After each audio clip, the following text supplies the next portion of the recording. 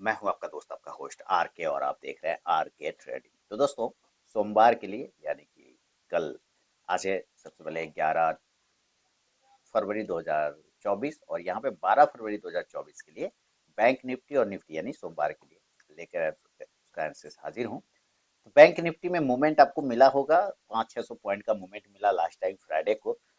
लेकिन इसकी संभावना मैंने थर्सडे वाले वीडियो में कर दिया था कि आपको हो सकता है कि 50% रिकवर होता हुआ दिख जाए। ये वर्ड आप जाके सुनिएगा, मैंने थर्सडे को जो एनालिसिस करके दिया था फ्राइडे के लिए, उसमें मैंने बताया था कि हो सकता है ये 50% आपको रिकवर करता हुआ दिखे, है ना। और ये आप देखिए, जितना गिरावट आया था थर्सडे को, वो फ्राइडे को लगभग उसका 50% रिकवर कर गया। आप देखिए यहाँ से, मैं चलिए चेक करता हूँ। यहाँ से लगाया और ये आया 1290 पॉइंट। तो 600 और के आसपास में रिकवर होना चाहिए। तो ये लगभग 600 पॉइंट रिकवर हो गया, है ना। हल्का ज्यादा ही हुआ लेकिन लमसम हुआ ना, तो यानी कि 50% तो ये रिकवर कर गया। अब देखिए, ये क्या ये सही है, मतलब होना चाहिए या ये और भी ऊपर जाएगा? यहाँ पे थोड़ा सा आपको कंफ्यूजन हो सकता है। अब मैं जो बताऊंगा प्योर चार्ट पर बताऊंगा, प्योर एनालिसिस होगा टेक्निकल एजुकेशन के लिए। अगर आप इन लेवल्स पे ट्रेड करेंगे तो आप अपने रिस्पॉन्सिबिलिटी के साथ ट्रेड करिए, क्योंकि आपके लाभ और नुकसान की जिम्मेदारी चाहने के बिल्कुल भी नहीं है। देखिए यहाँ पे हुआ क्या है। 2 फरवरी, 5 फरवरी, 6 फरवरी, 7 फरवरी और 8 फरवरी आप देख रहे कंटिन्यू फॉल में है ना। कुछ रेड कैंडल है, कुछ साइडवेज में जोन में भी ट्रेड किया है, कुछ रेड कैंडल्स बनाते हुए ट्रेड किया, और कभी तो बड़ा बड़ा रेड कैंडल भी बनाया।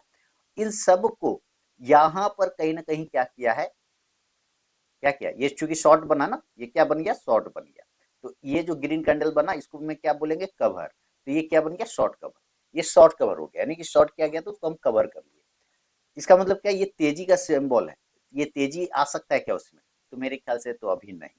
मेरा जो मानना है, जो चार्ट पे दिख रहा है कि भाई अभी इसको दिक्कत का सामना करना पड़ सकता है। देखिए, कभी ना कभी तो ऊपर जाएगा, हमेशा तो नीचे रहेगा नहीं। लेकिन जो कभी ना कभी ऊपर जाएगा, उसके लिए मेरा लेवल भाई फिक्स है। अब जो है, पहले मेरा लेवल होता था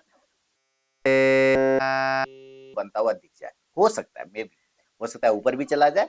लेकिन ज्यादा संभावना इस बात का हो सकता है कि अगर ग्लोबल मार्केट से इसको सपोर्ट नहीं मिला, तो हो सकता है आपको यहाँ पे एक इस तरह का रेड फॉल है ना, इस तरह का, चलिए मैं दिखाता हूँ। हो सकता है एक तरह का रेड मिल जाए। लेकिन इसमें खराबी तब होगा जब ये 44,800 के नीचे ट्रेड करेगा। किसके नीचे?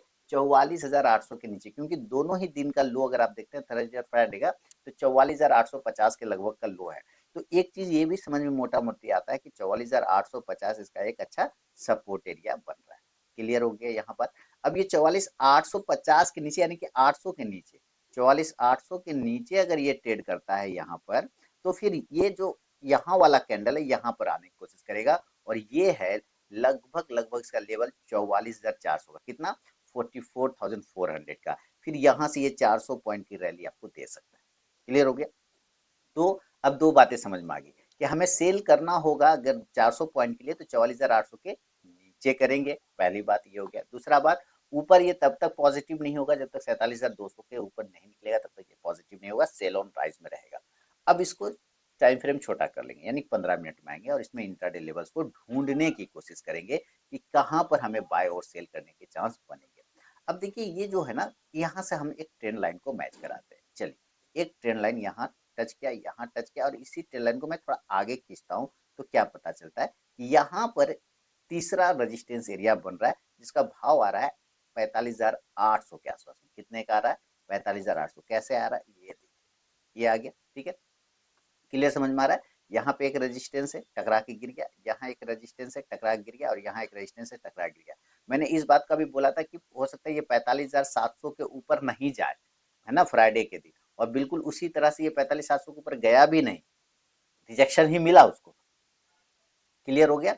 तो 45,700 के ऊपर नहीं गया, और यहाँ पर से मैंने क्लोज नहीं कर पाया ना, यहाँ पे ये दिक्कत हो गया इसको। अब यहाँ देखते हैं कि क्या हो रहा है इस कंडीशन में, कि अगर इसको रिजेक्शन ले रहा है, तो फिर से 45,800 का वो एरिया आता है जहां से ये रिजेक्शन लेके 45,200, पहले तो 45,500, फिर 45,200, और वापस 44,800 तक आ सकता है। अगर इसको पॉजिटिव होना है, यानी एंट्री के लिए बाय साइड में हमें इस एरिया के ऊपर क्लोजिंग करवाना होगा कैंडल को, देन हमें एक पॉजिटिव मूवमेंट बनेगा। देखिए, इतना एनालिसिस करके देता हूँ डिटेल में, इसीलिए वीडियो थोड़ा बड़ा बन जाता है, इसलिए मैं माफी चाहूंगा। तो 45,875 अगर मैं बाय के लिए लेवल देखूंगा तो मेरा लेवल आता है 45,875, 45,875। इसके ऊपर निकलने के बाद ही मैं बाइंग साइड की थोड़ी सी पॉसिबिलिटी देख पा रहा हूँ। उसके लिए जो टारगेट बनेगा, ये वाला जो पॉइंट है आप देख रहे हैं जहां पर ये 2 बार टकरा रहा है, ये हमारा टारगेट एरिया बन जाएगा। तो ये एरिया पर एक लाइन लगा लेंगे, इसका भाव आता है 46,000। कितना आता है? तो 45,875 के ऊपर बाय करने के बाद जो टारगेट बनेगा वो आता है 46,000, 46,000 का, है ना, 46,000 का। इसके ऊपर अगर ये सस्टेन कर जाता है इन केस, है ना, तब ये अगला रेजिस्टेंस एरिया की तरफ जाएगा जो क्या आता है 46,300 के आसपास में। आप देखें यहाँ पर 46,300, 46,000 के बाद डायरेक्ट 46,300 नहीं, कैसे?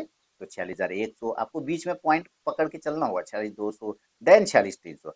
अभी मैं इसके ऊपर का लेवल नहीं देख पा रहा हूँ, ठीक है, अभी मैं इसके ऊपर का लेवल नहीं देख पा रहा हूँ, क्योंकि ऊपर जैसे जैसे चढ़ेगा इसको सेल ऑन राइज वाला काम होना स्टार्ट हो जाएगा, प्रेशर बढ़ना स्टार्ट हो जाएगा। तो मैं 46,300 के आसपास का ही उम्मीद कर सकता हूँ, वो भी कब? जब ये 46,100 के ऊपर, 46,000 के ऊपर 1:30 से 2 बजे के आसपास में अगर वो ट्रेड करना स्टार्ट कर दे, उसके बाद वो सस्टेन कर जाए तो ही, अदरवाइज हो सकता है ये यहाँ ही से ये रिजेक्शन लेके गिर जाए। क्लियर है ना? तो आपको ये ध्यान रखना है कि 45,875 के ऊपर बाइंग अपॉर्चुनिटी बन सकता है 46,000, 46,100, 46,200, 46,300 के टारगेट के लिए। तो जाहिर सी बात है कॉल ऑप्शन 45,900 के स्ट्राइक प्राइस का लिया जा सकता है। तब 200, फिर 45,850 यानी कि 900 के आसपास में, तो सेल इस एरिया के नीचे कर सकते हैं। और टारगेट यहाँ पर आएगा 45,400, 45,300, 45,200, इस हिसाब से, ठीक है, इस हिसाब से आपको यहाँ पर टारगेट मिलेगा। और खराब होने की कंडीशन में फिर जो दूसरा लेवल है, इंपॉर्टेंट सपोर्ट लेवल 45,000, और इसको तोड़ दिया तो फिर 44,850 जो कि प्रीवियस डे का सपोर्ट एरिया है। ये वाली लाइन है प्रीवियस डे का सपोर्ट एरिया, यहाँ तक ये वापस पहुंच सकता है। अब चूंकि 44,850 के आसपास से हम 2 दिन बाउंस किए हैं, तो इसका मतलब है ये सपोर्ट एरिया है, ये क्या है, ये बढ़िया सपोर्ट बना हुआ है। तो आप लोगों को भी यहाँ पे समझ में आ रहा होगा कि यहाँ पर से सपोर्ट बन रहा है, तो हम यहाँ से एग्जिट पोजीशन लेंगे या कॉन्ट्रा ट्रेड करेंगे, है ना। खराब होगा जब 44,800 के नीचे ट्रेड करेगा, तब ये 44,400 तक जा सकता है, जो कि पहले ही मैंने आपको बताया। तो आप देखिए किस तरह से 45,500 के नीचे यहाँ से गिरना स्टार्ट करेगा, तो धीरे धीरे आएगा 45,200, उसके बाद 45,000, उसके बाद जो है 44,850। तो ये सारे लेवल मैंने चार्ट के हिसाब से यहाँ पे रखे हुए हैं। सेलिंग कंडीशन में ऑप्शन बायर जो है पुट ऑप्शन की तरफ देखते हैं, तो वो पुट ऑप्शन 45,500 के स्ट्राइक प्राइस का बाय करके चला जा सकता है।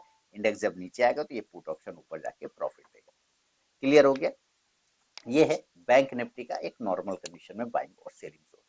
लेकिन अगर यही गैप अप और गैप डाउन हो जाए तो देखिए, अगर आपको सीखने के प्रति आप लालायित हैं, आप चाहते हैं, तो आप इस तरह के जितने फ्री वीडियो मिलते हैं चाहे जिसके भी चैनल पर, है ना, आप उनके वीडियो को जरूर देखा करिए। इस वीडियो को तो देखते हैं, ठीक है, आपको जिसका भी लगे एनालिसिस वाला वीडियो जरूर देखना चाहिए, हवाबाजी वाला वीडियो से दूर रहिए। मैं हमेशा कहता हूँ हवाबाजी वाला खाली स्ट्रेटेजी फिर स्ट्रेटेजी ये वो दीजिए, एनालिसिस वाली देखेंगे ना तो आपको एक तो एनालिसिस आ जाएगा करना, लेवल्स निकालना आ जाएगा, और साथ में आप अपनी स्ट्रेटेजी भी बिल्ड कर सकते हैं। अब मान लेते हैं कि ये गैप अप हो जाता है, तो गैप अप के लिए जो है कम से कम यहाँ से इस एरिया पे खुलना चाहिए 46,800, 1,000 पॉइंट ऊपर। संभव है, पॉसिबल है, कुछ भी है, मार्केट है तो कुछ भी पॉसिबल है, लेकिन ऐसा जरूरी नहीं है कि यहाँ पर, अगर यहाँ पर खुल जाए तब तो ये बहुत बेस्ट सेलिंग अपॉर्चुनिटी है, अगर इस एरिया पर गैप अप खुलता है तो, है ना। अगर यहाँ पे 46,800 के आसपास खुल जाता है तो बहुत अच्छा सेल जोन होगा, लेकिन ऐसा कोई जरूरी नहीं, हो सकता है ये डायरेक्ट 46,300 पर ही खुल जाए। और जब ये खुलेगा ना गैप अप ऐसे करके, तो सिर्फ अपने रिस्क मैनेजमेंट को फॉलो कर सकते हैं। तो मान लेते हैं कि ये 46,300 के आसपास में भी ओपन हो जाता है एक कंडीशन, या 46,500, तो 46,800 से 46,500 पर होता है अगर ओपन, तो ये अच्छा एरिया है जहां पर सेल करके चला जा सकता है। 46,300 पे हमें वेट करना रहेगा कि क्या वो डायरेक्शन बना रहा है ऊपर का या नीचे का, देन डिसीजन लेना है। तो मेरे लिए बढ़िया सेलिंग एरिया ये वाला होगा, 46,500 से 46,800 के बीच में यहाँ पर ओपन होता है, देन सेल का बनेगा। और नीचे की तरफ में जो टारगेट होगा वो 46,400 से लेके 46,000, 46,000 का जो राउंड नंबर का लेवल है, वापस इस एरिया तक क्लेम कर सकता है। तो पुट ऑप्शन पे नजर रखेंगे, पुट ऑप्शन 46,500 के स्ट्राइक प्राइस का लिया जा सकता है, 46,500 का। जब इंडेक्स नीचे आएगा तो ये पुट ऑप्शन ऊपर जाके प्रॉफिट देगा। ये है गैप अप कंडीशन में। और अगर इसी कंडीशन में अगर ये गैप डाउन हो जाए, ये नीचे खुल जाता है, तब गैप डाउन, अगर ये गैप डाउन खुल गया मान लेते हैं इन केस, तो कहाँ पे, तो देखिए पहला तो ये सपोर्ट एरिया है, 2 बार का सपोर्ट लिया है, कितने का, तो 44,850 या 44,900 भी पकड़ सकते हैं। तो जब तक 44,850 के आसपास में खुलता है तो यहाँ से एक बाउंस बैक का संभावना बनता है। इसके नीचे खुलेगा 44,700, 775, 775 तब नहीं करेंगे, लेकिन अगर इस एरिया पर खुलता है तो फिर जो है एक बाउंस बैक का संभावना बन सकता है बाय साइड के लिए। फिर टारगेट यहाँ पे बनेगा 45,000, 45,000 से लेके 45,000, यहाँ से निकलेगा वापस इस एरिया पर आएगा और इसका लेवल आता है 45,200 से लेके 45,400 तक का लेवल वापस बन सकता है। तो कॉल ऑप्शन पे नजर रखा जा सकता है। इस कंडीशन से कॉल ऑप्शन हो सकता है आपका 44,900 का भी या 45,000 का भी लेके चला जा सकता है। जब इंडेक्स ऊपर जाएगा तो ये कॉल ऑप्शन भी ऊपर जाके आपको प्रॉफिट देगा। तो बहुत ही लेवल चार्ट के हिसाब से मैंने आपको समझाने का कोशिश किया है, उम्मीद है क्लियर हो गया होगा बैंक निफ्टी में सोमवार के लिए। अब निफ्टी को देखते हैं, चलिए जरा निफ्टी के लेवल को लेकर आते हैं और निफ्टी का लेवल यहाँ पर है। अब देखिए निफ्टी में थोड़ा सा क्लियर कट, थोड़ा सा डायरेक्शन ज्यादा अच्छा लग रहा है निफ्टी में, बिकॉज यहाँ पे जो पहली कैंडल इसने रखा था उसी कैंडल के शैडो में इसने पूरे दिन लगभग लगभग ट्रेड किया, थोड़ा सा नीचे आया जरूर, लेकिन आप कह सकते हैं कि उसी के शैडो में इसने ट्रेड किया। और यहाँ पर एक रजिस्टेंस एरिया है दोस्तों, ये वाला एरिया हमें देखना होगा कि क्या ये 21,800 के ऊपर निकालता है, 825 के ऊपर है ना, 825 से 850 का जो एरिया है, अगर इसके ऊपर वो निकाल दे, डेली के चार्ट पे तो देखेंगे क्लोजिंग कर रहा है 21,782, तो हमारे पास जो रेजिस्टेंस एरिया वो है 21,825 से 850 का। अगर इसके ऊपर निकालता है तब एक बाइंग अपॉर्चुनिटी यहाँ से बन सकता है। यहाँ पे मल्टीपल टाइम रुका हुआ है, उसी के आसपास फिर से लिया है, तो इसका मतलब ये रजिस्टेंस हो गया है ना। तो अगर ये रजिस्टेंस एरिया निफ्टी तोड़ देता है 21,850 के ऊपर अगर ये निकाल देता है तो एक बाइंग अपॉर्चुनिटी देखने को बन सकता है। और इस कंडीशन में जो टारगेट होगा वो 21,900 से लेके 21,950 और राउंड नंबर का लेवल 22,000, 22,000 मैक्सिमम, उससे ज्यादा कभी उम्मीद हम नहीं कर रहे क्योंकि यहाँ पे हर्डल बना हुआ है, तो इससे ऊपर हम उम्मीद करेंगे भी फिलहाल नहीं। कॉल ऑप्शन की तरफ जाएंगे यहाँ पर तो 21,850 के ही स्ट्राइक प्राइस का कॉल ऑप्शन लिया जा सकता है और इंडेक्स जब ऊपर चलेगा तो ये कॉल ऑप्शन भी ऊपर जाके प्रॉफिट देगा। अब ऐसा ना हो के हो सकता है ये कि यहीं से ये रिजेक्शन लेता है, तो ये वाला एरिया जो बन रहा है 21,750 के आसपास का या 21,725 के आसपास का, इसके नीचे एक सेलिंग अपॉर्चुनिटी बनेगा। ये वाला एरिया 21,725 के नीचे थोड़ा फास्ट है तो 21,750 के नीचे भी सेल किया जा सकता है और 21,725 के नीचे भी सेल किया जा सकता है। अगर ये एरिया टूटता है तो ये 21,650 की तरफ आने की कोशिश करेगा। टारगेट हो जाएगा इस कंडीशन से 21,700, 21,650 है ना, 21,650। बहुत खराब हुआ तो 21,600 तक के लेवल को क्लेम कर सकता है। फिलहाल ये 21,600 के नीचे नहीं जाना चाहिए क्योंकि वो अच्छा सपोर्ट का काम कर रहा है। पड़ेगा 21,750 के स्ट्राइक प्राइस का पुट ऑप्शन लिया जा सकता है ना। जब ये इंडेक्स नीचे आएगा तो ये पुट ऑप्शन ऊपर जाके प्रॉफिट देगा। तो ये है निफ्टी का लेवल दोस्तों, बहुत ही चार्ट के हिसाब से जो लेवल निकल के आ रहे हैं वो मैं आपको बता रहा हूँ। इस लेवल पर अगर आप ट्रेड करते हैं तो आप अपना रिस्क के हिसाब से ट्रेड करिए, अपने फाइनेंशियल एडवाइजर से सलाह मशवरा करके ट्रेड करिए।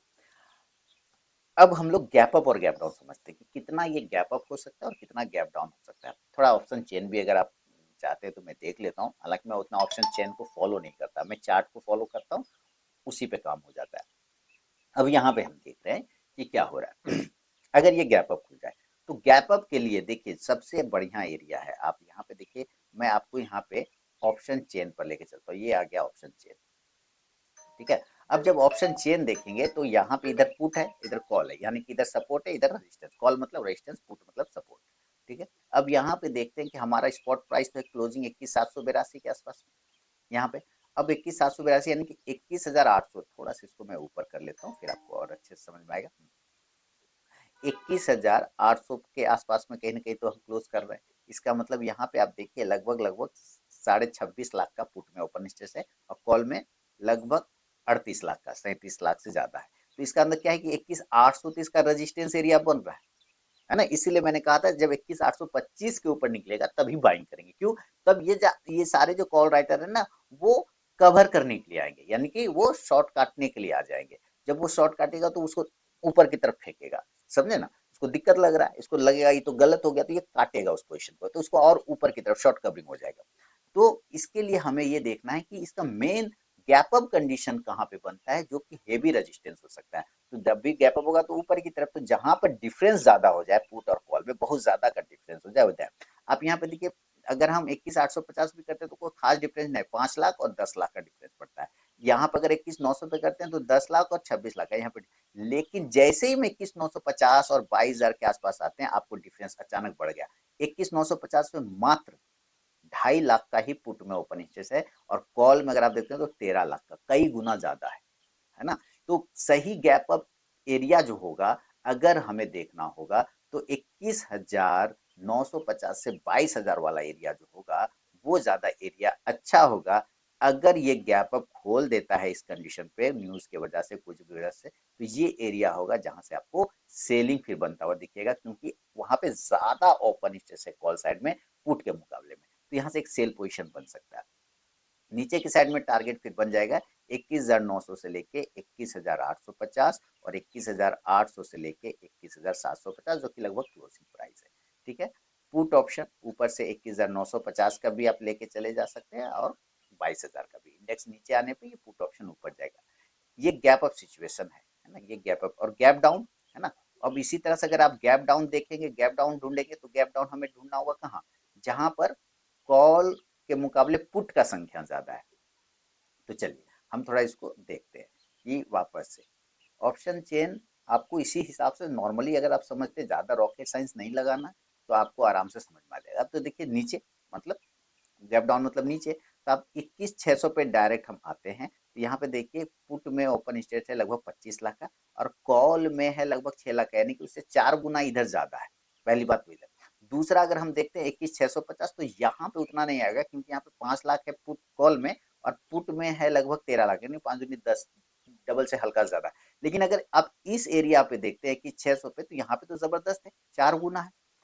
तो इसका मतलब क्या है कि अगर ये गैप डाउन हो गया उस कंडीशन से 21,600 से लेके 21,550 पर, गैप डाउन 21,550 से 21,600 के आसपास अगर ये खुल जाता है, यानी कि 150 से 125 पॉइंट नीचे, तो यहाँ से बाउंस होने की संभावना आपको बन जाता है ज्यादा। तो इस कंडीशन से टारगेट हमारा बाई साइड में बनेगा, यहाँ से बाई करने का पोजीशन 21,650 से 21,750 और 21,800 के भी लेवल फिर देखने को बच सकता है।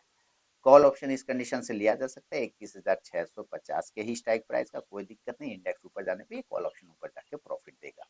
तो ये गैप अप और गैप डाउन के साथ साथ हर लेवल मैंने बैंक निफ्टी और निफ्टी का आपको बता दिया है दोस्तों।